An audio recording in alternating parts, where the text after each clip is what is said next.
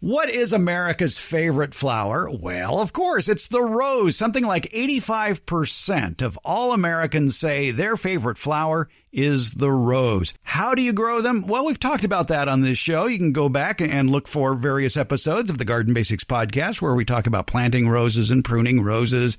We've even talked about fragrant roses. However, our next guest we've had on several times talking about roses, including the most edible roses. It's Debbie Arrington, Master Rosarian, the typist behind the Sacramento Digs gardening blog, a daily effort that has all sorts of good gardening tips, including tips on roses. And Debbie, I am so into cutting roses now for display indoors. It's like, is this what happens when you get old? You just descend into a cut flower garden mode, and that seems to be what I'm doing. And all of a sudden, I love going out to the yard every day and picking off some rose branches and bringing them inside for display. And from my perspective, what I'm looking for in a rose as a cut flower is something that maintains its beauty for several days, if not longer. Something that when I'm picking it, chances are I won't get stuck by a prickle. I mean, little prickles are okay, but I don't want anything too thorny, if you will, please. Maybe something that doesn't shed a lot while it's on display. Things like that. Everybody has their own criteria, as you might discover. And I imagine, Debbie Arrington, in the world of Master Rosarians, this might be a topic of great discussion, shall we say? Yes, it is. Because there are literally tens of thousands of different rose varieties that you could choose from. And everybody has their own opinion of what is quote unquote best. But the qualities that you describe as something that has a long stem, a presence in the room and in the vase that has a few prickles so you aren't getting thorns in your finger every time you admire it and try to get it off the plant. Those are all qualities that people that grow roses professionally want in a rose. So, and those are also good things to have in your own garden roses. So we have several favorites that we can share with you today. I should add that I'm president of the Sacramento Rose Society, and we just had our 74th annual show. And it was our first show in 3 years due to COVID regulations. So we had a lot of pent-up energy, and our roses seemed to too, because we had well over 1,000 blooms in the room. Wow. And who won? Oh, the top prize went to Marilyn Monroe, not mine this time, but one that was grown by Charlotte Owendike. And Marilyn is an outstanding show rose. She's one of the best exhibition roses ever introduced. But I don't necessarily recommend Marilyn for everybody's garden because she has some of the most vicious thorns you will ever see on a rose plant. It's only because she is so beautiful she ever made it to the market. Okay, I'll cross that off my list then. The two roses that were sitting next to her up on the top shelf are both really good garden roses as well as exhibition roses that fit all the qualities that you want in a cut flower with a lot less pain. And those are Ring of Fire, which is a hybrid tea that is a dark orange bordering on red. And it just sort of glows. And it's a really large bud. The buds measure about 2.5 up to 3 inches long. When the flower opens fully, it's about 5-6 inches across. It's a big rose. The color, it has this sort of inner burning orangey color beneath the red. So it just sort of glows in the vase. So a very eye-catching rose and excellent dark green foliage. So it just really sets it off nice.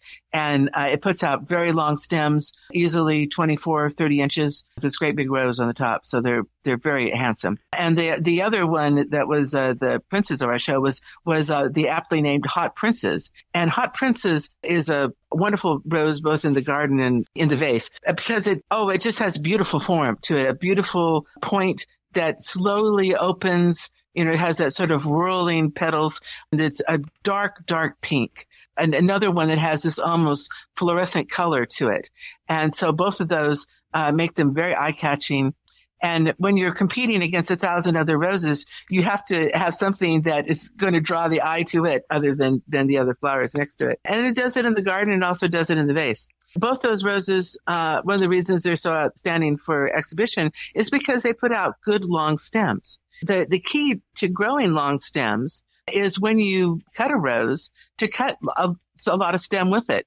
And that includes deadheading the plant. Right now, people have a lot of roses. They've gone through their first flush of bloom, and there's a lot of dead roses on the plant, spent flowers. Most people will just snip them off, right, with maybe 1 or 2 inches of stem underneath it. So they're leaving a lot of stem on the plant and just taking off a little bit of stem with the rose. Well, roses tend to grow to a certain height and a certain stem length. So if you cut a long stem, you'll get a long stem on the next replacement rose coming off that cane. But if you cut a short stem, just like you're deadheading the top of the rose, then the rose thinks that I don't need to put out any stem. I've got plenty of stem there, and we'll just put out a little rose on a little, side stem on top of that other stem. So instead of having a nice long straight stem, you have this kind of funky crooked growth up at the top. And in the garden, that looks fine. But if you're growing for a cut flower, cut long stems every time you cut the bush. Where do you make that cut? I have heard it often said that the place to make a cut when taking a stem for a rose is to make that cut just above a bud that is putting out a 5-leaflet leaf as opposed to a 3-leaflet leaf. Yes. You always go down to a 5-leaflet because the leaflet right there at the base of that leaflet, where it attaches to the stem, is the node. And that node is what is going to generate the next stem. You want that down farther in the plant.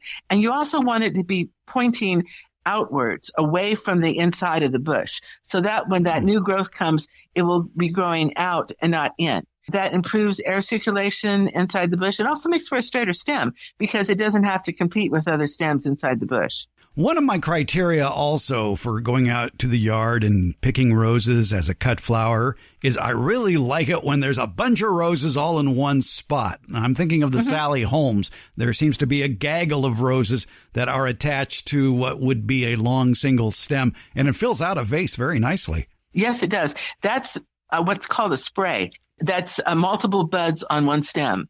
All roses will produce a spray, some more than others. Some roses are bred specifically to produce large flower heads like that, large sprays. And Sally Holmes is one of those. Sally Holmes is a white climber. The flowers are single, and they look like apple blossoms. And actually, roses are a distant cousin of apples. So Sally Holmes, you can really see the relation between the two. And Sally Holmes is one of those roses that will literally cover a fence or a house if you let it. It grows very vigorously, very fast, but it does put out one stem for a full bouquet with easily 8 to 12 flower heads on that one stem. Those other roses that are bred that way are the floribundas. And floribundas are a class of roses that were introduced about 100 years ago from breeding. And what their name literally means is abundant flowers. And they're roses, instead of just putting out one terminal bud on the end of a stem, and that's the scientific approach to what you're describing is, one bud, one stem. That's a terminal bud on that stem. Instead, on a floribunda and like Sally Holmes, they put out a spray, and those are several buds that are collected at the end of that stem. What is the difference between a floribunda and a polyanthus? They're very different. Polyanthus tend to be little itty bitty tiny roses, but lots of them. Poly is that there's lots of anthus. They put out on one stem easily 10 to 20 blooms, but they're tiny. They look like little Tom Thumb roses, which is one variety, or Thumbelina or something that is like a little fairy rose. In fact, a whole range of them are named after different storybook characters. There's a whole series of Snow White dwarfs, polyanthus, that are named for each of the dwarfs. I've got Grumpy growing in my yard, and Grumpy is hot pink, by the way. But the flowers are less than an inch across, and they have many little petals too. They're just dainty and adorable, but they're really nice in how they fill out a bouquet, because the key to making a good bouquet is not all the flowers are the same size. Now, if you're doing a formal bouquet, like in an exhibition, they want all 12 roses to be exactly the same. But if you're making a bouquet for your table, or inside or as a gift, it's really nice to have a variety of sized flowers in there. When you put together an arrangement, the basic formula is thrill, the fill, and the spill. And the thrill is your vocal points. And those are usually, if you're talking roses, you're talking big roses. The fill is things to go between those big flowers. And polyanthus make an excellent filler flower in that they're these little tiny flowers that echo the big rose, but they're small. And they usually are in lighter colors. There's some dark pink ones, and there's a few reds too. Wingding is an excellent red polyantha, and it's fire engine red. But a lot of them are like baby pink or white, and so it's like a nice soft frame for the other flowers. And then your spill is your foliage and other things that frame your bouquet and spill over the edges of the vase to soften the edge of the vase. So ivy is a good fill, a good spill. Ferns, any sort of your curved foliage that would complement the roses. I have a lot of sword ferns, and so I usually use those to fill out my rose bouquets. But I also have some different ivies, which look really nice. And nandina, the heavenly bamboo. Mm-hmm. And that makes a good fill as well as spill, because they have the little white flowers on the nandina right now, and those look almost like baby's breath in the vase and a lot easier to grow.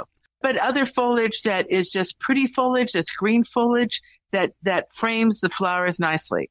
You're softening the hard edge of the vase and framing your flowers when you add your foliage. Quite often, a florist will add a sprig of citrus leaf, orange or lemon, because that adds some extra scent to the bouquet. And a popular trick to add more rose scent to a bouquet of roses is a stem of rose geranium. Because the rose geranium actually has a stronger scent than most roses. Do you want that? Oh, sometimes if you have roses that don't have that much scent, okay. That might have a lot of look, but not a lot of scent. Well, I distracted you from talking about floribundas. Oh, there's a lot. And floribundas, they're a class of roses that almost full-size hybrid tea roses. Most floribundas are 3 to 4 inches across when fully opened, but they have this blooming habit where they will bloom in a spray instead of single roses. And they can put out single roses too, but they tend to put out these big flower heads. And my favorite, and the favorite of most people here in Sacramento, is Julia Child. And it is a wonderful butter yellow floribunda. And Julia herself picked out this rose to honor her. And it is the color of freshly churned butter. It's a lovely yellow. And it grows in these big, soft, romantic, curvy heads. They're very rounded. They're very soft and very full. So it has this sort of Old English look to it. Most of the sprays, they've easily got 5 or 6 on it. But it has very good foliage, a very clean foliage. So it's a nice, kind of like a dark apple green. And the scent on it is a really interesting licorice scent. It's not what you would typically say as a rose scent, but it's a beautiful yellow rose. It's really nice in the landscape because it stays in bloom, all through our heat without losing that yellow color. And that's one thing that's really tough in Sacramento, is that a lot of roses get bleached out in summer because it's just too hot. And you really get better bloom if you have like on a eastern facing garden instead of it being south facing or in full blasting sun. That way your color will last longer. 2 other floribundas I wanted to mention that just put out spectacular bouquets. Betty Boop. Betty Boop is just a fantastic rose. It can take all sorts of different growing conditions. And my Betty Boop right now, it probably has 300 roses on it. It's tall. It's people tend to think floribundas are small because they're marketed that way. You can prune a floribunda harder than a hybrid tea and keep it smaller. So you can keep the bush in a smaller space, like 3 to 4 feet instead of 4 to 5. My Betty is about 6 foot tall and 6 foot wide and just covered with blooms. Betty Boop looks like each of the blooms are kissed with bright red lipstick. They call it semi-double. It's about 8 to 10 petals. So the petals are very open and look almost single with real pronounced stamens in the middle. And it's cream colored, but with this bright red edge to it.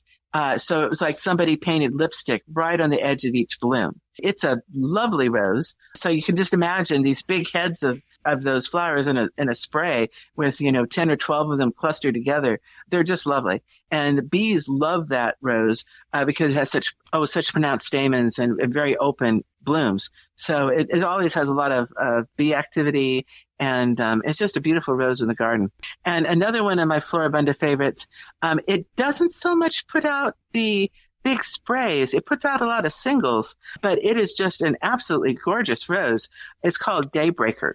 And Daybreaker is a kind of an apricot blush color with a gold center, and it has a little bit of striping in it. And so every bloom looks like a slice of the dawn, and everyone is different, just like dawns are. It's no two are exactly the same.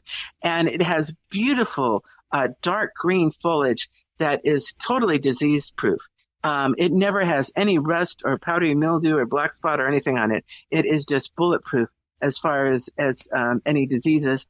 And I have a no-spray garden, so if somebody is prone to something, I know it right away. It puts out really nice long stems that look fantastic in a vase.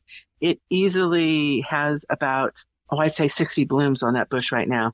And each of them has a 2-foot stem. And that again is Daybreaker.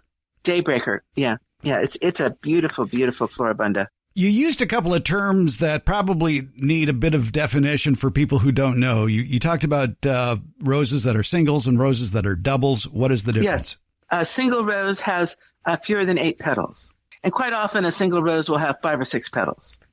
And it looks very open like an apple blossom with real pronounced stamens in the middle. And the stamens are those little yellow gold things in the middle of the flower.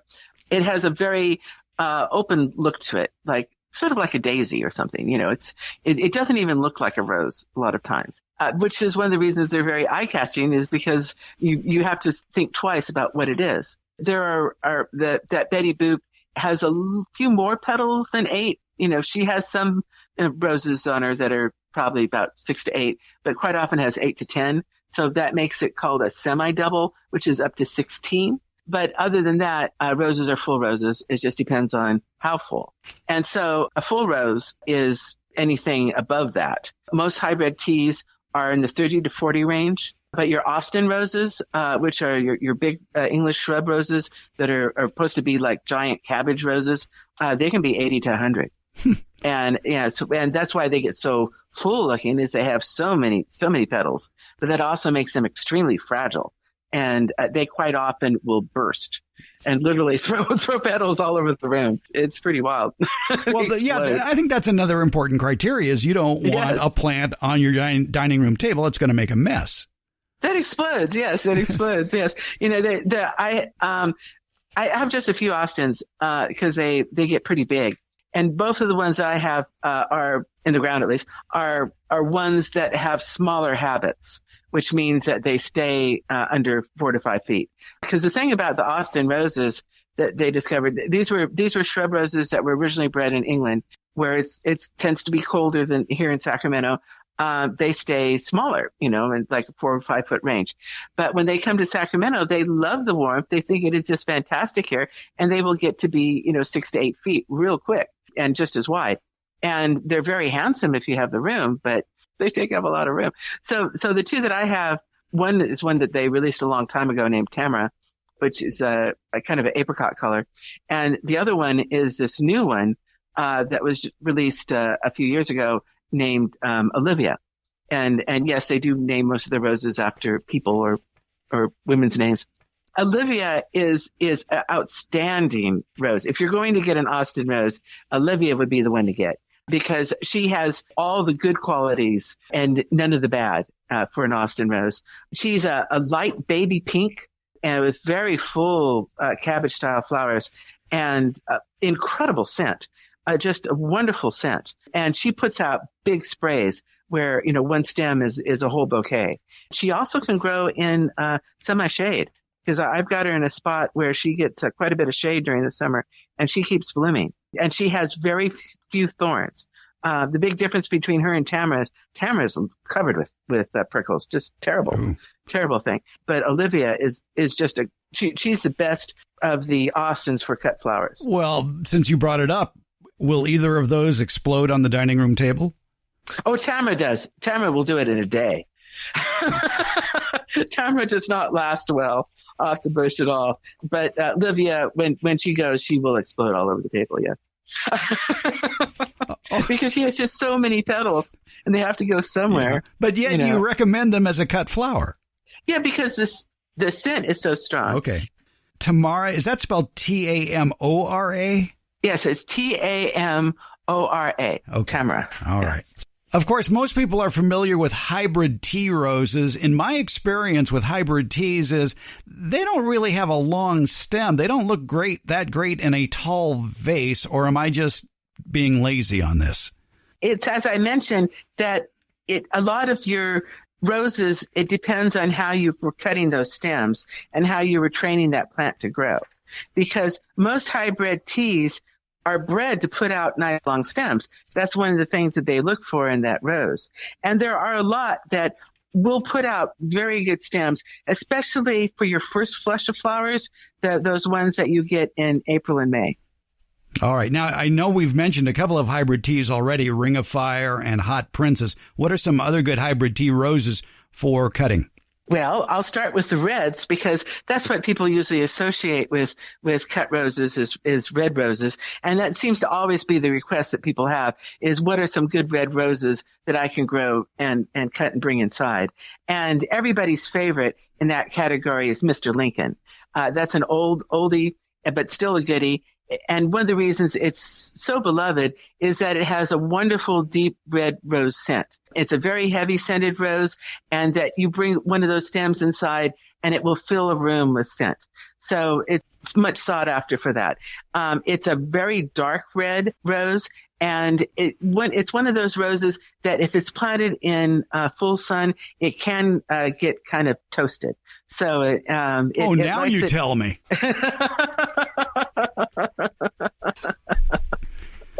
But it's a nice rose, and it has it has wonderful long stems and very consistent.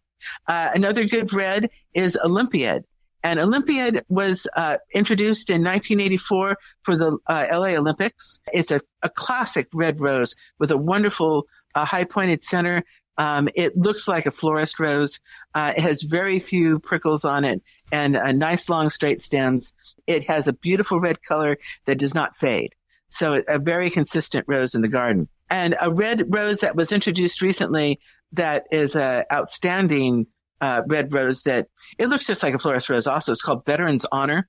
And it is a dark red with a high point, and it lasts a long, long time in the vase. It will last, easily a week and still be continuing to open during that time instead of opening really quickly. That's the one thing about Mr. Lincoln is that once it's off the plant and in a vase, it will tend to open fairly quickly, while Olympiad and Veteran's Honor will stay in their bud form much longer. Oh, is that a good thing, or do you want them? See, that's another thing I've been wondering about as I'm pursuing this new hobby of cutting roses for displaying indoors. Is, man, I see some of these with full open flowers, and yet there are buds that haven't opened right next to it, and I'm wondering, well, maybe I better not cut it because those buds will never open. The buds will eventually open in most cases. The key is to keep getting water up the stem, and so when you bring that flower into the house, recut the stem underwater because it will remove any air bubbles and it will get better flow of water up the stem. And recut the stems every couple of days, also underwater again, to keep that flow of moisture going up the stem. Because as long as there's water coming up the stem, those buds should continue to develop and open. Now, explain to me exactly how to do that. Do you keep a bucket in the kitchen and take the rose out of the vase, put it in the bucket, make the cut, and then quickly transfer it back to the vase? Yeah.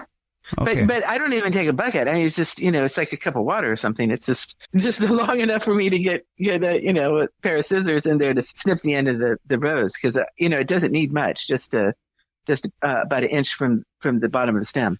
Okay, that's a good tip for cutting roses is to trim them every couple of days and do it underwater and then plunge them back, I imagine, into fresh water in the vase. Mm-hmm. Mm-hmm. And you can use some sort of flower food something like floral flesh, stuff like that. That will help keep the water cleaner. What it does is add some sugar to the water, and that is some nutrients help. It's like giving your plant some fertilizer and help the plant continue to be robust off the plant. Would ginger ale accomplish the same thing? Yeah, so does 7-Up or Sprite. Okay. As long as you don't use diet. Okay. Well, good. Now I know what to use that unopened bottle of ginger ale for. Well, it will work. It's like ginger ale does have some ginger in it, so it will color the water. But Sprite and 7-Up, they don't have any coloring in it, so it doesn't color the water. As long as you don't use diet. Okay. And another tip while we're talking about it is make sure to remove all the foliage that's going to be below the water line, because the foliage will decay when it's underwater, and that it ruins the water. It makes it all funky. So do you use tap water to put your flowers in, or are you somehow maybe using a filter? Oh, I just use tap water. That's fine. Right. Our water's fine here. Okay. I mean, if there was there's a problem over in Davis because of the boron in their water, but most people have that filtered off their tap anyway. What about for soft water systems? Oh, geez. It should be fine. Okay. I guess the other option is to use like a Brita filter like you'd use for drinking water and use that water. Yeah. I have some more colors, yes. Yeah. So I was going to say, let's go back to hybrid. Let's go back to hybrid tea roses and add some color to our red selection of Mr. Lincoln Olympiad and Veterans Honor. What are some other colorful hybrid teas for cut roses? Well, a lot of people love pinks, and there are a lot of great pinks. One right now that a lot of people have, and it's a very popular rose for several reasons, is Pink Promise. And Pink Promise was distributed a few years ago as a breast cancer rose. A portion of sales went to a breast cancer research fund, but it is a lovely, classic shaped, really light pink rose, very much like a baby pink, with just a little bit of a darker edge around the petals. And what's outstanding about this rose, though, is it puts out really long stems, beautiful, 2 to 3 foot long stems with these huge roses that are easily 3 inches long. So they're beautiful buds. The one thing, it does tend to fade out in heat, and so it gets a little toasty around the edges, but it's a very pretty rose and very nice long stems, and not many thorns on it either. So it's very good that way. Traditional pink, there's two that have a very kind of a fluffy look to them, but are really nice pink. And one of them is Queen Elizabeth. And Queen Elizabeth is the original grandiflora. And a grandiflora is a cross between a hybrid tea and a floribunda. So it has that habit of putting out big sprays on one stem, but they're full-size roses and very showy and very big. And Queen Elizabeth was introduced the year that Queen Elizabeth II took the throne, so back in the early 50s. Mm-hmm. And it is an outstanding medium pink rose that just blooms and blooms and blooms. And she looks fantastic in the landscape, and she's fantastic in the vase. They tend to open up quickly, as a lot of grandifloras do tend to open up quicker than hybrid teas. A stem is a bouquet, so it's a really, really nice rose. Another good pink that looks similar to Queen Elizabeth but is a hybrid tea is named Friendship. And that's a lovely rose. And those roses, they'll last a week off the bush easily. And another pink, but this rose is wild, is Gentle Giant. And Gentle Giant is hot pink with a little bit of yellow in the throat. And those blooms are easily 8 to 10 inches across when fully open. Wow. They are immense. They're really impressive, and very, very pretty too. It's a lovely color. In the blend, and one that has a wonderful scent and that lots of people love is Double Delight. And Double Delight doesn't have that long of stems. It tends to stay a shorter plant, but the flowers are just beautiful. And they have this wonderful kind of apple scent to them. They're cream colored with red coloring on the edges of the petals. And the more heat and sun it gets, the redder the bloom. When early in the season, it will look very cream colored with just a little bit of blush on it. but by middle summer, it will look like it's a red rose with a little bit of white in the throat. But it has a wonderful scent, and it's another one that can really fill a room up with perfume. And it looks good in the garden and good on the table. Ones that are yellows. Yellows is another popular color. And there are some excellent yellows that have come out recently. One of them is called About Face. And About Face it's a grandiflora, and it's really tall. I mean, it can, it's definitely one that you want to put at the back of the bed, because it goes 6 feet and up, and it can throw out canes that are 10 foot tall that are just amazing, which means it always has great long stems if you're looking for long stems. And the roses are easily 6 inches across when fully open, and they have they're bicolor. On the inside of the petals, it's a light gold, but on the outside of the petals, it's a copper color. It's a real dark copper, and so it looks like two different roses on the same plant as they open up. It's a really interesting rose and very pretty. One that's a more traditional gold is called Strike It Rich. It's a grandiflora. And another one, Gold Medal, is also a grandiflora. And one of the things about the grandifloras is a lot of them have fewer prickles, which makes them a lot smoother stemmed, and so they're easier to work with. And they're definitely easier for a bouquet.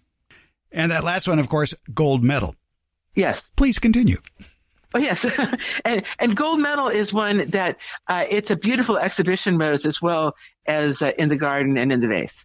It's a gorgeous, perfect yellow form, and it keeps its dark yellow, which is really nice. While Strike It Rich is more of a soft gold, as you would think, because it has, they're both golden in their names.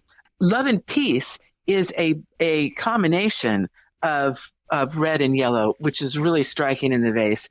It was a hybrid created between the Peace Rose, which is that beautiful light yellow pink combo, and a rose named Love, which is a beautiful red rose. And in one of those rare happenstances, it actually worked where they got what they were aiming for. It looks like a peace rose with a dark red blush. And it's a very striking rose in the garden and in the vase. Perfect Moment is another one that's a red and yellow blend that's very striking as a cut flower. It has very nice long stems and very consistent. Mine bush, oh man, it puts out 36 stems at once with these big buds on them. It's a very, very good looking plant. At Sunset Celebration is a wonderful orange. It's kind of a medium orange, kind of somewhere past peach. It's a really nice orange color that holds this good color instead of fading into something less attractive. And it opens very slowly and has long, nice straight stems. And it's a very good looking rose. And I have one left that's a purple, because purples are good. Silver Star is it's kind of a lavender mauve color. And it tends to put out a lot of sprays. So it's another one that has that habit of a bouquet on the stem, and it will bloom in semi-shade. I've got it in a spot where it's getting less than 5 hours of sun a day, and it blooms beautifully. I will repeat that for those of you who, like me, may be blessed with more shade than you'd like. Silver Star. Yes. All right. Now, let's talk a little bit about some, shall we say, rose confusion that exists out there. Because if somebody goes shopping for roses based on what we're chattering about here, and let's say they see Love and Peace, well, they may see the hybrid tea like we've been talking about, but they may also see a miniature Love and Peace. And a lot of these roses come in more than one form, don't they? Well, it depends. There's only a few of them really where they doubled up on the name because the registry tries to stop that confusion. But there are many forms of roses, and miniatures are one class of roses. And miniatures are not referring to the size of the plant; they are referring to the size of the bloom. And miniature roses tend to be under 2.5 inches. They're smaller blooms. And the plants also tend to be smaller, generally will stay under 3 feet tall. And there's some that only grow to about ankle height. And in a container, they'll stay quite small and compact. The roses, they can look like hybrid teas. They can look like floribundas with big sprays, but they always are smaller. And so that's why they're called a miniature. Well, I have plenty of small vases, so I bet there's some good miniatures that make for good cut flowers. Yes. There's and closely related to miniatures are a class they created a few years ago called mini floras. And mini floras are that gap between miniature and floribunda. So it gets even more confusing. But yes, there are many miniatures that look really nice in a vase. Everybody's favorite in Sacramento is this one called Joy. Yes. And Joy is a classic creamy white rose, but it has this purple pink edge, a picotee edge on the blooms. And they look like little hybrid tea roses. They have that perfect form of a hybrid tea with a pointed center, but it has this edge that's this purple pink that's very pretty. And it puts out lovely sprays. It's a really nice looking rose on the plant and also in the vase. In the vase, it's just gorgeous. It almost always wins when somebody brings in a good Joy. Yes, that is the rose that got me interested in doing roses as cut flowers, because the Joy last year just performed outstanding. It was in a very warm area too, and yet it bloomed and bloomed, and it got like 4 feet tall. Yeah, it's a very vigorous plant. It's really lovely.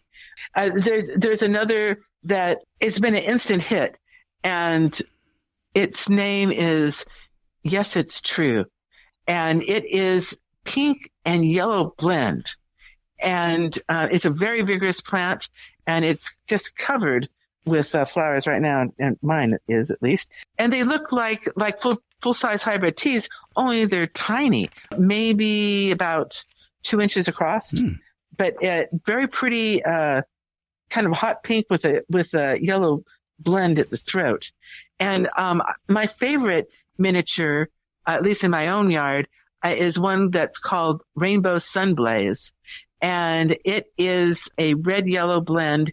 It has more kind of a ball shape in the middle instead of a pointy center, but it just blooms and blooms and blooms. And, so it's one of those I can always make a bouquet off the bush, and it stays fairly compact. It's about 2.5 feet tall, but easily that wide also, and just covered with buds. So it looks spectacular in the garden, but it also allows me to make lots of bouquets off of it also. I'm going to make an assumption here. I hope it's true. There is in the world of roses a lot of single blooming roses where you get one major flush per year. And I think all the roses we're talking about today are repeat bloomers. Oh, yes. Yes, it is. And there's a lot of older roses that only bloom in spring that are just single bloom roses. And a lot of your species roses and old garden roses will only bloom in spring. They bloom just once a year. But everything we've been talking about today blooms multiple times a year and very reliably. The thing about roses is that they react very predictably when you cut off a stem. They will try to grow a new stem with a new flower on it. And that will take about 6 to 8 weeks, depending on weather conditions, until it blooms again. So if you have a major event coming up and you have a lot of flowers in your garden and you want to have a lot of roses for people to see, like, you're having a party or a wedding, backyard wedding or something like that, count back 8 weeks from the event and prune your yard. Because the roses will put out new blooms that will bloom in 6 to 8 weeks. And so it will have a very predictable flower show when the time comes. So that also works if you're planning to have a rose show. Yes. Or a wedding. When you prune in advance. Yeah. So people who plan weddings well in advance, you want to, if you're going to have a summertime, especially a late summer wedding in your backyard, then 6 to 8 weeks beforehand, prune the roses. Yeah. All right. Do you have any more tips for growing roses or caring for roses as cut flowers? How often do you fertilize them, for example? Right now about once a month. Well, because I started my prune schedule in anticipation of having an April rose show, I had a big bloom in late April. And so now my plants are cycling back. It's at that time of year where they're warming up again. So I've been doing a lot of deadheading. And so now that they're deadheaded, they need some food.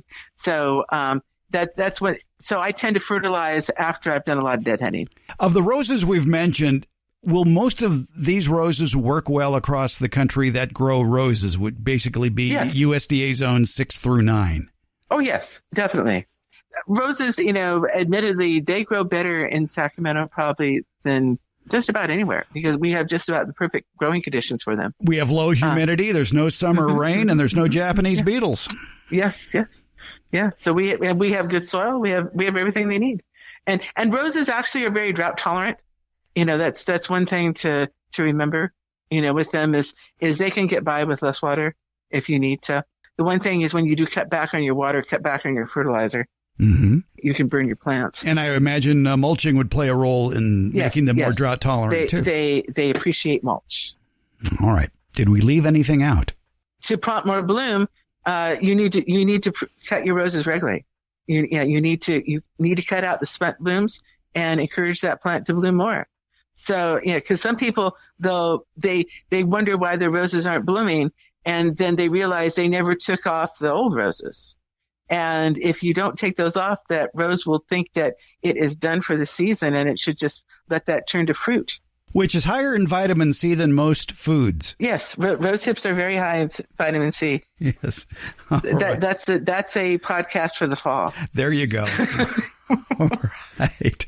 If you're growing roses or you want to grow roses, considering how you're going to display them indoors, we've given you a lot of good tips today. Debbie Arrington is president of the Sacramento Rose Society. She is a master rosarian. She is also the proprietor and chief typist of the Sacramento Digs gardening blog, which is available wherever you get your blogs. And there's a lot of good information there that applies throughout the country. You had a post a few days ago about our wacky weather that's been changing from cold to hot and what it's doing to roses. Yeah, it's we're seeing a lot of plant diseases that we don't usually see in the spring, and it's a reaction to the weird weather that we've had. We've been ping-ponging back and forth, over a 30-degree temperature range in the afternoons, as well as having some rare moist May conditions. And so we saw plant diseases, most notably powdery mildew and botrytis, in May, when we usually don't see those things until later in late fall, like October, November. Common occurrences along with black spot in many areas of the country, though. Mm-hmm. Yes. And the thing to do, I guess, as you mentioned in that blog post, is you cut out the offending branches and put them in the trash. Yes. Yeah. Don't compost it. Just put the fungus back in the garden. Yeah. And the thing about roses is they tend to be very durable and very, very hardy. They want to grow a healthy foliage.